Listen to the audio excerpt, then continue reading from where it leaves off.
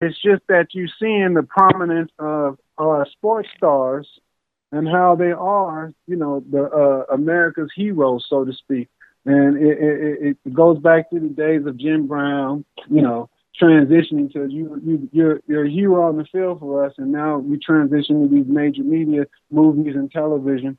Same thing with these sports guys. So to me, with stuff like Ballers, and then just stuff that LeBron is doing, and just seeing athletes expanding beyond the field, so that we don't be just confined to the X's and O's, the turfs, the dugouts, and all that.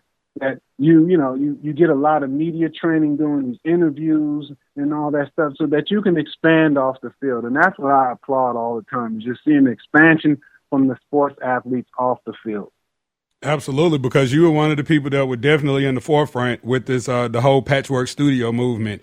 All right, Bob. Well, once you check out Ballers, make sure that you hit me up and let me know what you think, because I watch it every week and I'm fully entrenched. Well, now you got to I got to catch up. I got to go on my HBO Go and pull it up. So we'll come back and we'll do a little Ballers highlight reel. Yeah. And, I watched that True Detective, though, if anybody needs some tips on True Detective. Now, Big Mike is all into that. See, he's out because he had a medical procedure about a week ago. But that's his show. He loves that True Detective. Yes, sir. That's I'm a little diabolical. And I'm like, okay, I'm trying to figure it out. I'm a little detective type, but definitely with I did see one episode. I think it was the first one, and I said, quality, and just from Dwayne Rock Johnson, he's a former athlete. Yeah, he was a football player, wrestler and all that. So that goes along with. I'm glad he bring it back, because I remember the original Ballers type show. Playmakers. They had Playmakers. The Playmakers, and then the one before that was on HBO was First and 10. Yeah, I forgot about that. Comedy-based shows that, went inside the sports and all that, even though Playmakers was high drama. And I love Playmakers. Oh, yeah. What's Cuba Gooding's brother? I forgot his name. Omar. Yeah, going to the dope house to do crack before the game in full uniform. In full uniform, like Ricky Williams style. Like Ricky Williams going through the trap to get weed in his uniform. Right. I said, oh, this is crazy. But it was one of those things, I like it. They pushed the envelope, but the NFL didn't like it. Of course they didn't. That's why it went away. Of course they did. It went away quick. But yeah, it does. Just good stuff. So definitely we'll get back on this horn after I get the full season and get my play-by-play of the Playmakers. And then we probably get a chance to the Falcons will be in camp probably a couple days in. I think they go back on the 30th or something like that. Yep.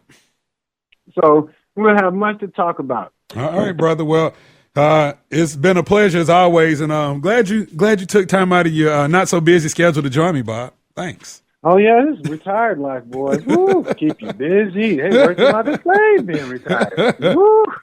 All right, my friend. He is Bob Whitfield, former Atlanta Falcon, former NFL offensive lineman. Hey man, thank you so much, and we'll talk to you in a few weeks. Okay. Thanks, Rob. All right, great stuff. This is Sports Kings Live. Rob Calloway flying solo dolo on this Monday evening. Thank you guys for tuning in, however you may be listening, either via Spreaker.com or iHeartRadio. We really appreciate you for checking us out each and every weeknight right here at 7 o'clock. And don't forget, we're available via social media, Facebook, Instagram, Twitter, Tumblr, at Sports Kings Live. You can also shoot us an email, sportskingslive@gmail.com. And locally, this Friday, our hometown Atlanta Falcons open up training camp. Couldn't be more excited about it because, these past few weeks, since the NBA Finals ended, man, things have been brutal around here. And right now we are being joined by none other than D. Orlando Ledbetter of the AJC to talk Atlanta Falcons. First of all, D, welcome back to the show, man. Hey, thanks for having me on, Rob. Appreciate it every time you all call, and don't mind coming on when you extend that opportunity. Oh, yeah, man. So let's talk a little Falcons football. Now, it's been a while since we talked. We haven't talked since the whole Dan Quinn hiring or any of that. So let's start there. Following Seattle's second straight Super Bowl appearance, Atlanta signed Seahawks defensive coordinator Dan Quinn as their new head coach. Give me your initial thoughts on the signing of Coach Quinn. Well, he was one of the guys who was considered the top candidate in the group that was out there this year. Either him or Todd Bowles, depending on how you ranked it. And he had put in his time, starting back with the 49ers in 1995, and has been slowly climbing his way up the coaching ranks. So he's a guy that a lot of folks had their eye on, and certainly coaching under Nick Saban and Pete Carroll, guys like that. He had a good pedigree. So it sounds like you kind of worry about a guy who's being a head coach for the first time, but in that regard, he does have a lot of experience from some great coaches around the country. Now, let me ask you this, because this is my whole train of thought during the whole coaching search, and this was for several teams throughout the league that were interested in hiring these defensive and offensive coordinators. Like you had the Denver Broncos offensive coordinator that was up for a head coaching job, and my whole thing was, if I'm a GM, I'm cautiously optimistic because, to a certain degree, I feel like if you're the Denver Broncos offensive coordinator, I think that you kind of answer to Peyton Manning, versus the other way around, because, you have a guy out on the field like a Peyton Manning who basically is the coach on the field. I don't really know how much stock to be able to put into a coach. And the same thing, that was my initial thought with Dan Quinn, because I'm like, okay, Seattle has this juggernaut of a defense that's known as the Legion of Boom. Richard Sherman and Earl Thomas and Cam Chancellor and all of those guys, and that's just to name a few. And so I was kind of under the impression, like, okay, well, they have this great defense in Seattle, where if the coach comes here, like, we don't have that same personnel. So am I fair? Am I fair in that assessment? Yeah, no question about it. But I think, that was a lot of people's reaction to it, too.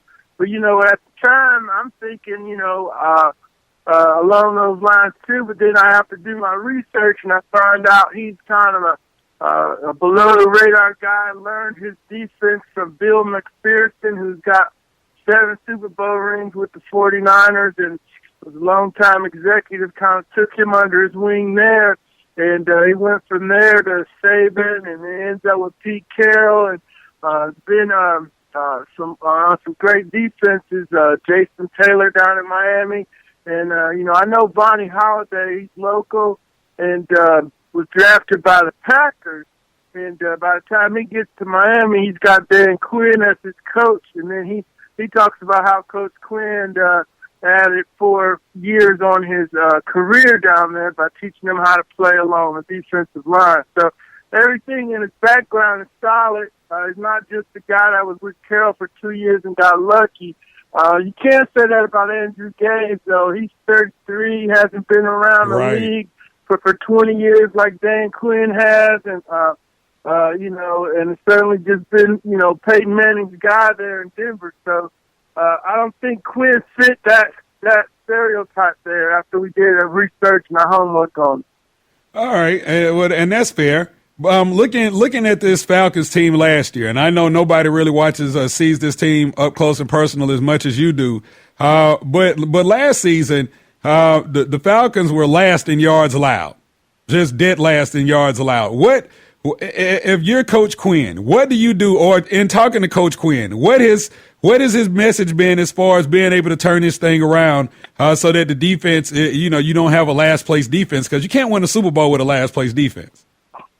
No question about it. And the old rule was your defense had to be in the top 10, but we've seen that flip around here as the league moves towards a passing situation. I think the Saints team might have been the first Super Bowl defense that wasn't a top 10 defense. Mm-hmm. So they've got a way to go to get up there.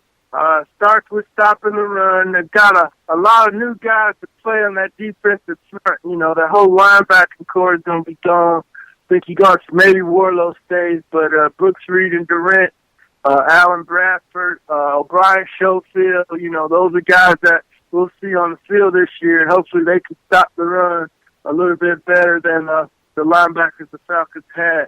The front will be stout. You need 2 people to really come up big for you. Rashid Hageman, the second-year defensive tackle, drafted in the second round. He's got to be a player, and so does Vic Beasley, the team's first-round pick this year out of Clemson, their sack master. Those kids have to turn in big seasons for you, and then those veterans might be able to help you out and make you steady, and then maybe you can get that big turnaround.